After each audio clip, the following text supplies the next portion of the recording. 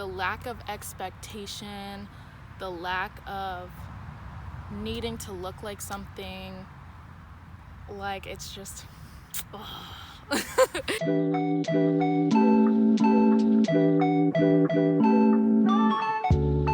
Hey y'all, it's Lil Leaf Lover. Today I'm recording a Q&A. I asked for some questions on my Instagram, and I also got some off of my TikTok, just so that this video would be actually like long enough and have literal content. Thank you to those of you who actually sent in questions. First question is, how many locks do you have and how long have you had them? So I have 54 locks. I have 54 locks.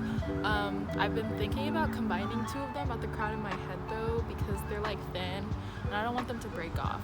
And I've had my locks since January, February, March, April 11th of 2019. So it's been almost 3 years. The second question is, how did you start your locks? They're so beautiful.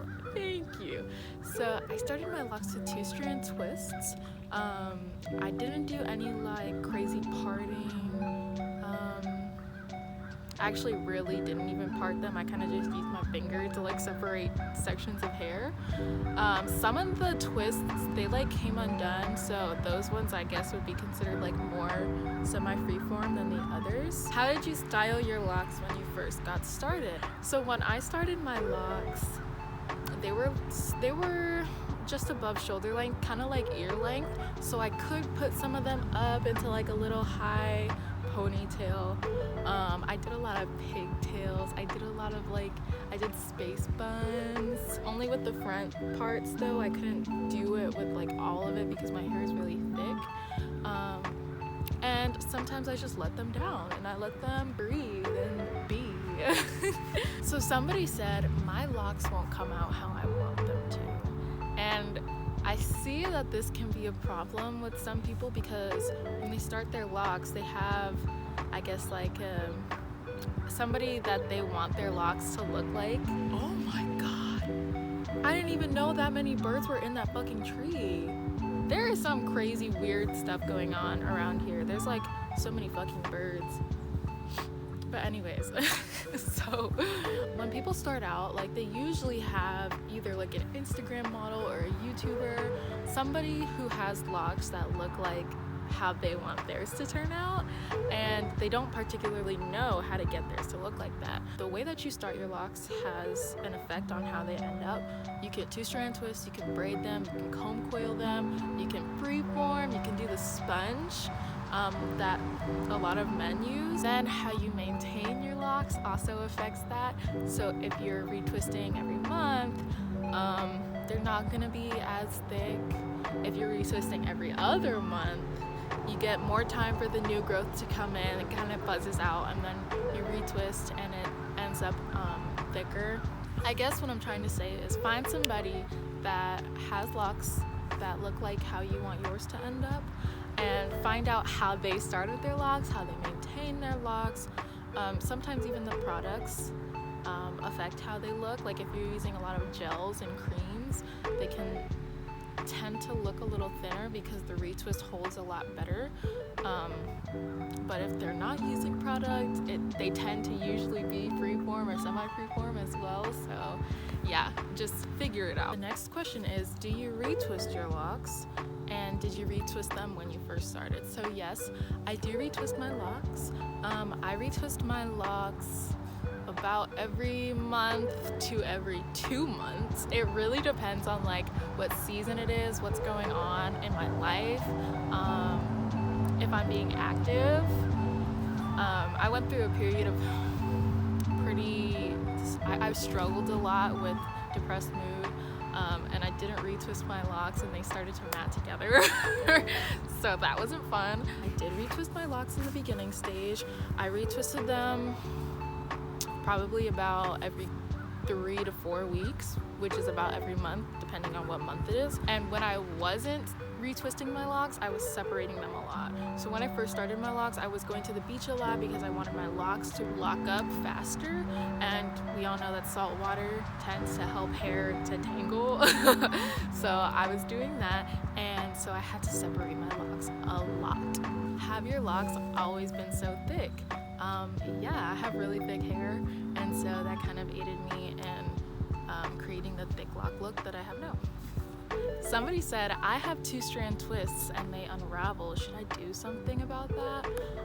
So in the beginning stages, I had a lot of that problem. My hair, it has a loose to medium curl, and so they wouldn't stay after I washed my hair. Oh, somebody texted me. Excuse me. Yeah, so I had a really loose to medium curl, and they wouldn't stay after I washed my hair, which is why I was going to the beach so much, because I wanted them to lock up faster so that I didn't have to hassle with them for so long. It's really up to you what you want to do. I let some of them unravel, and I really liked the look of it. Some of them I retwisted so that they would be more uniform, I guess. Why did you lock your hair? There was a couple of reasons. So I started my natural hair journey in freshman year. I did a big chop. I had texturized hair previously, and that was the beginning of my, I guess, self-discovery, Black empowerment, going back to my roots journey. So when I started my Locs, I was also going through another self-rediscovery. This was in 2019, so I think it was around junior year of high school, and I was watching all these YouTube videos, people who had Locs, people going through their spiritual journeys, who started Locs because of their spiritual journeys, learning about all the properties of hair and how Locs affect hair and how Locs can help you internalize lessons. And I had a really hard time with internalizing lessons at the time, because I mean, sometimes I'm just in one ear out the other type thing, and so I wanted to start my Locs so that I could, I guess, jumpstart my spiritual journey. And it had a lot to do with me being Black, being Jamaican, and in a sense it had a lot to do with rebellion. My mom, she's a white Jamaican and very traditional, so in her time, Locs were kind of viewed as like a rebellious thing. And so me being the person that I was like, fuck it, I'm done. Like, I don't want to listen to you anymore. I'm gonna lock my hair for me and to rebel against you. So that's what I did. How long should you leave a style in for? And what are some good oils for Locs? So I guess if you're getting your Locs styled by a loctician, that's something that you would want to ask them, because I'm not really sure like what you mean by lock styles, but if it's just like a simple, oh, I'm gonna braid my locks, or I'm gonna put them in a bun or whatever, you can really take them down whenever you feel like it. Good oils are for Locs, I guess I would say like any light oils. You don't want to use a heavy oil like castor oil, because it's been said that they can get stuck in your hair if you're not washing your locks really well. And on top of that, like, you want to let your hair breathe, and heavy oils tend to prevent your locks from breathing. Somebody asked, where do you get your lock jewelry? So Lil Flex, I actually make all of my lock jewelry. It's something that I kind of picked up but never really like pursued. I'm kind of that artist that doesn't want to monetize any of their creations. It's like a lot of Etsy shops that you can check out, support small businesses. There's Instagram shops. One Instagram person that I like to get some jewelry from is Tutachi. I'll put his Instagram in the description. He's really cool. And the last question is, did having Locs teach you anything about confidence? Whew. Yes, and I think that this is the case with everybody who has Locs. Going back to my other story, like, Locs are kind of viewed as a sign of rebellion. They can be viewed as a kind of like a marker for who is different, for lack of better like phrase, who is different. Well, one, it's brought me closer to the community. Everywhere I go now, I'm seeing people with Locs, and it's like, before I had Locs, that wasn't the case. I think that when you get Locs, you tend to be able to spot more people with Locs, and so like that community really starts to form for you. There's a plane going by, hold on.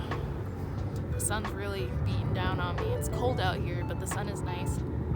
You know what? I'm so happy to actually be out in the sun. I haven't been able to get sun recently, and I've been talking about sunbathing and getting vitamin D for depression. And so I'm happy. I think I've been out here for a good enough time for my body to start synthesizing vitamin D, I hope. Another thing is, in the beginning stages of having locks, there is like a phase, and everybody calls it the ugly phase. I don't like calling it the ugly phase, and it can look really messy, but for me, that was like so freeing. I didn't worry anymore about how I looked. I felt beautiful nevertheless. I didn't have to get up and do my hair. I could just put it in pigtails, put it in a, you know, like, it was just so fucking freeing. And that was really what boosted my confidence when it comes to locks. Like, the lack of expectation, the lack of needing to look like something, like, it's just, I love having locks. I don't think I'm ever gonna cut them off unless I go through like some traumatic experience in my life, but if I do, it'll be the time. So thank you for watching my video. I hope you learned something. I hope that you were able to connect with me. I hope I was able to connect with you. That's kind of the goal. I just started my channel, so if you feel called to subscribe, like, comment, follow my Instagram. It's the same as my YouTube, Lil Leaf Lover. You can follow me on TikTok, even though I don't really use it anymore, but I'm trying to get back on it because I want to get more creative. That's also Lil Leaf Lover. Thanks for watching. I'll see you in the next video. Bye-bye!